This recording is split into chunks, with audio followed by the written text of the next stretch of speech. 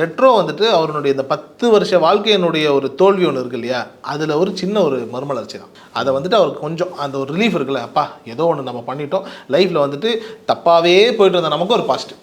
அதனுடைய ஆரம்பமாக தான் அவர் வந்து 10 கோடிக்கு வந்துட்டு அகரமில் கொடுக்குறாரு, இந்த படத்தில் இருந்து வந்த லாபத்தை கொடுக்குறாருன்றதே வந்துட்டு ஒரு நல்ல ஒரு விஷயம் தான். இப்போ நிறைய பேர் சொன்னாங்க இதை கூட வந்துட்டு தயாரிக்கிறது 2Dயா, அதுவும் சூர்யா, நடிக்கிறது சூர்யா, கடைசியில் படத்தினுடைய லாபமும் சூர்யாவுக்கு, கடைசியில் அதை கொண்டுட்டு போய் கொடுக்குறதும் அகரம் ஃபவுண்டேஷன், அது யார் வச்சிருக்கான்னு பார்த்தா அதுவும் சூர்யாவுக்கு.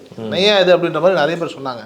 பட் ஆனால் அதை நம்ம அப்படி பார்க்க முடியாது. கிட்டத்தட்ட ஒரு 5000-6000 மாணவர்களுக்கு கல்வி கொடுத்துருக்காரு. அது அத்தனையும் வந்துட்டு அவருடைய சொந்த பணத்தில் தான் நடந்திருக்கே தவிர்த்து பெருசாக யார்கிட்ட இருந்து வசூல் பண்ண மாதிரியான ஒரு நிலையெல்லாம் இல்லை. அப்போ அப்படின்னும் போது அவரே சம்பாரித்து அவரே வச்சுக்கிட்டு அவரே ஒரு நிறுவனத்துக்கு கொடுத்தா கூட பரவாயில்ல, 5000 பேர் படிக்கிறாங்கல்ல, அந்த மனுஷன் நம்ம ஒன்றுமே சொல்ல முடியாது. அப்போ அந்த 10 கோடி ரூபாய் ஏதோ ஒரு விதத்தில் வந்துட்டு அவருக்கு மட்டும் போகிறது கிடையாதுங்க. அது வந்துட்டு ஒரு எத்தனையோ 1000 மாணவர்களை வந்துட்டு உருவாக்குறதுக்கான ஒரு வேலையை பண்ணிகிட்டு இருக்காங்க. ஸோ அப்படின்னும் போது எனக்கு தெரிஞ்சு அவர் சம்பாரித்து அவரே திரும்பி 10 கோடி ரூபா கொடுக்கறது சரிதான்.